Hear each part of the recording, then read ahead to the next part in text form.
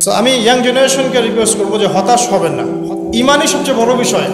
আমল করতে গিয়ে আমাদের মধ্যে ভুল ত্রুটি হতে পারে, এমনও হতে পারে কেউ সুদ খেয়ে ফেলছেন, কেউ জেনা করে ফেলছেন, স্পেশালি ইয়াং জেনারেশন অ্যাফেয়ার, হারাম অ্যাফেয়ার, জেনা করে ফেলছে, বা বাধ্য হয়ে সে হারাম জব করছে, ঠিক আছে, মাদকদ্রব্য সেবন করেছে।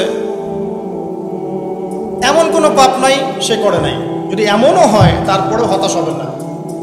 আল্লাহ রাব্বুল আলামিন আপনার খালেস ইমান যদি আপনি নিয়ে আসতে পারেন, তওবা করে ফিরে আসতে পারেন, আল্লাহ পাক মুহূর্তের মধ্যেই সমস্ত গুনাহ তো মাফ করে দিবেন ইনশাআল্লাহ, গুনাহগুলোকে নেকি দিয়ে পরিবর্তন করে দিবেন ইনশাআল্লাহ। সো আমি ইয়াং জেনারেশনকে রিকোয়েস্ট করবো যে হতাশ হবেন না। হতাশার কারণে তারা আজকে বিভিন্ন জায়গায় চলে যাচ্ছে। শুধু হতাশা, চাকরি নাই হতাশ, গার্লফ্রেন্ডের সাথে বনিবনা হচ্ছে না হতাশ, তারপরে বাসা থেকে প্রেশার দেওয়া হচ্ছে হতাশ, কবে কামাই করবি, কবে খাওয়াবি হতাশ, চাকরি একটা ভালো রেজাল্ট হচ্ছে না হতাশ। মানে হতাশাই কিন্তু মূল কারণ। ফ্রাস্ট্রেটেড তারা লাইফটার প্রতি, যে দূর লাইফে কিছুই করতে পারতেছে, চারদিক থেকে প্রেশার, তখন তারা হতাশ হয়ে বিভিন্ন খারাপ পথে পা বাড়াচ্ছে। তো হতাশা দূর করার জন্যে একটা বিষয় যথেষ্ট, সেটা হলো আপনি আল কোরআনের কাছে আসেন এবং 5 ওয়াক্ত নামাজ মসজিদে আদায় করেন। ইনশাআল্লাহ দেখবেন হতাশা আপনার মন থেকে চলে যাবে। এবং ডেইলি জিকির আজগারগুলো নিয়মিত করেন, দেখবেন ইনশাআল্লাহ আপনার মনটা আল্লাহর নূর বা আলো দিয়ে পরিপূর্ণ থাকবে ইনশাআল্লাহ, আপনি হতাশ হবেন না। আর শয়তান তখনই সুযোগ নেবে আপনার কাছে যখন আপনি হতাশ হয়ে যাবেন। আপনি হতাশ হয়ে গেলে শয়তান আপনার কাছে সুযোগ নেবে, হতাশ হবেন না। তো আসুন সামনের দিকে যাই। যে জাদুকররা যখন ইসলাম কবুল করলো, এরপরে নবী মুসা আলাইহিস সালাম ফেরাউনকে বারংবার দাওয়াত দিয়েছেন। বারংবার, কতবার সেটা আল্লাহ ভালো জানেন। বারংবার তাকে দাওয়াত দিয়েছেন, ফেরাউন তার দাওয়াত কবুল করেনি। যখন সে দাওয়াত কবুল করে নাই, মুসা আলাইহিস সালাম আল্লাহর কাছে দোয়া করতেন, একটা করে আযাব আসতো। একবার ব্যাঙের আযাব আসলো, একবার উকুনের, একবার ধরেন যে আপনার প্লেগ বা মহামারী, একবার রক্তের আযাব, হ্যাঁ, একবার ওই যে ফড়িংয়ের আযাব, মানে বিভিন্ন আযাব আসতে থাকে। যখনই কোনো আযাব আসে তখন ফেরাউন বলে যে হে মুসা, তুমি তোমার রবের কাছে দোয়া করো, যদি আযাব উঠিয়ে নেওয়া হয় আমরা মুমিন হয়ে যাব আর বনু ইসরায়েলকে ছেড়ে দিব। বনু ইসরায়েল কারা? যাদেরকে ফেরাউন দাস বানিয়ে রেখেছে।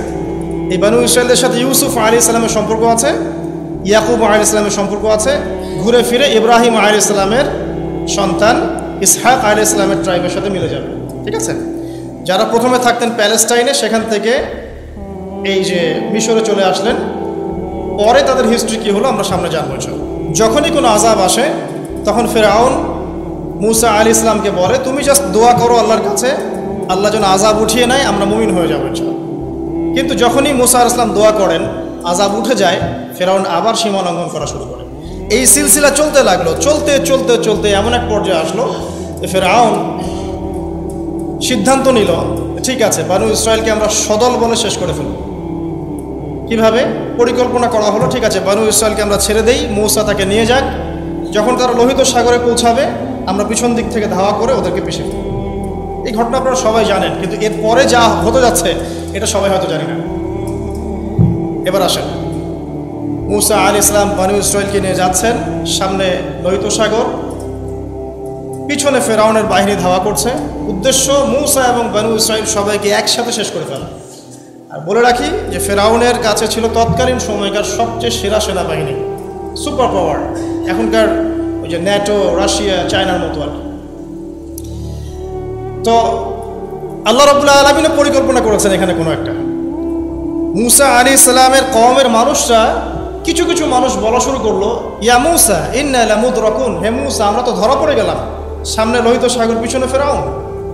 মুসা আলাইহিস সালাম এইরকম অবস্থাতেও বলছেন কাল্লা, কখনো না, কোশ্চিন কালেও না, ইন্না রাব্বি মাইয়া সায়াহদিন, আমার সাথে আমার রব আছেন, তিনি আমাকে পথ দেখান।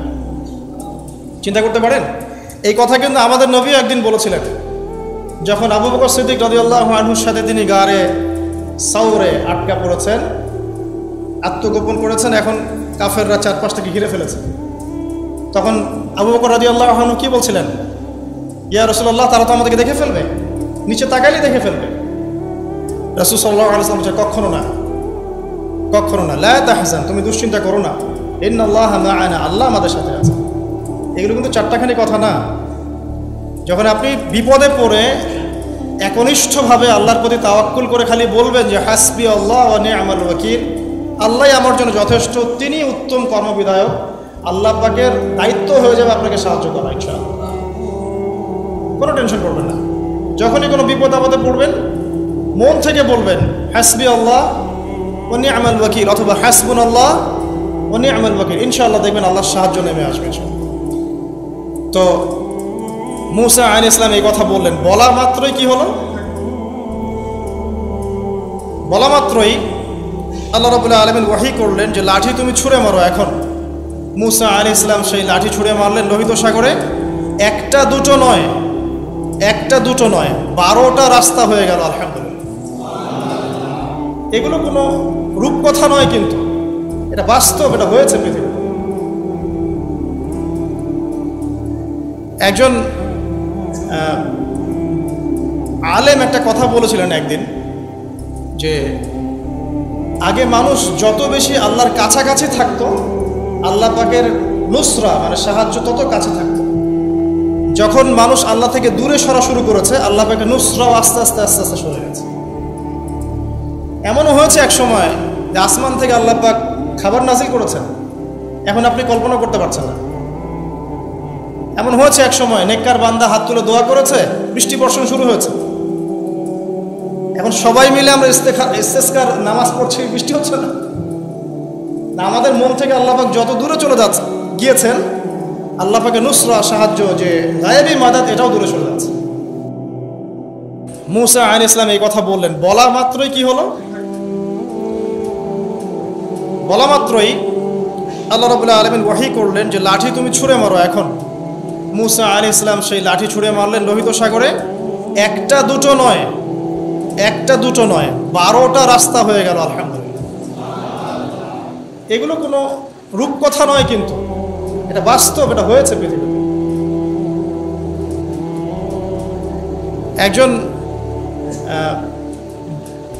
আলেম একটা কথা বলেছিলেন একদিন যে আগে মানুষ যত বেশি আল্লাহর কাছাকাছি থাকতো, আল্লাহ পাকের নুসরা মানে সাহায্য তত কাছে থাকতো।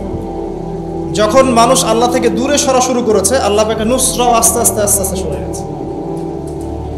এমনও হয়েছে এক সময় যে আসমান থেকে আল্লাহ পাক খাবার নাজিল করেছেন, এখন আপনি কল্পনা করতে পারছেন না। এমন হয়েছে এক সময় নেককার বান্দা হাত তুলে দোয়া করেছে, বৃষ্টি বর্ষণ শুরু হয়েছে। এখন সবাই মিলে আমরা ইস্তেসকার নামাজ পড়ছি, বৃষ্টি হচ্ছে না। আমাদের মন থেকে আল্লাহ পাক যত দূরে চলে গিয়েছেন, আল্লাহ পাকের নুসরা সাহায্য যে গায়েবী মাদাদ, এটাও দূরে চলে যাচ্ছে। খেয়াল করে দেখবেন।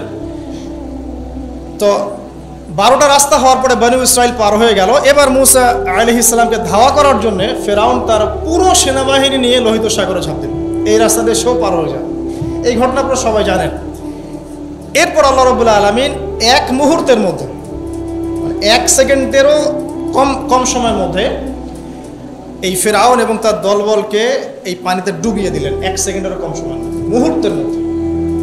যে ফেরাউন, যার কাছে বিশ্বের সবচেয়ে বড় সেনাবাহিনী ছিল, যে সুদীর্ঘকাল বনু ইসরায়েলের উপর জুলুম করেছে এবং সে দাবিও করেছে আমি হচ্ছি মহান রব, তাকে আল্লাহ পাক সদল বলে ডুবিয়ে দিলেন। ডোবার সময় এই ফেরাউন একটা কথা বলছে, সে বলছে যে আমানতু বিরব্বি হারুন ওয়া মূসা।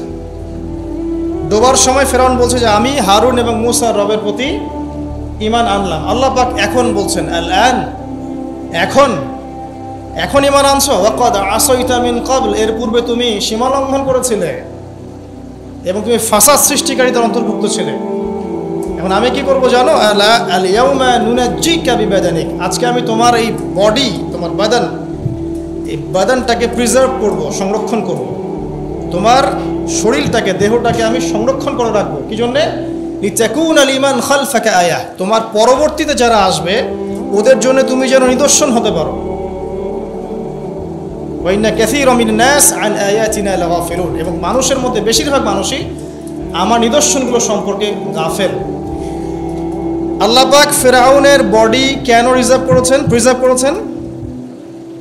যাতে করে ফেরাউনের এই মমি বা ফেরাউনের এই যে বডি, এটা যেন তার পরবর্তী যুগের মানুষদের জন্য নিদর্শন হয়।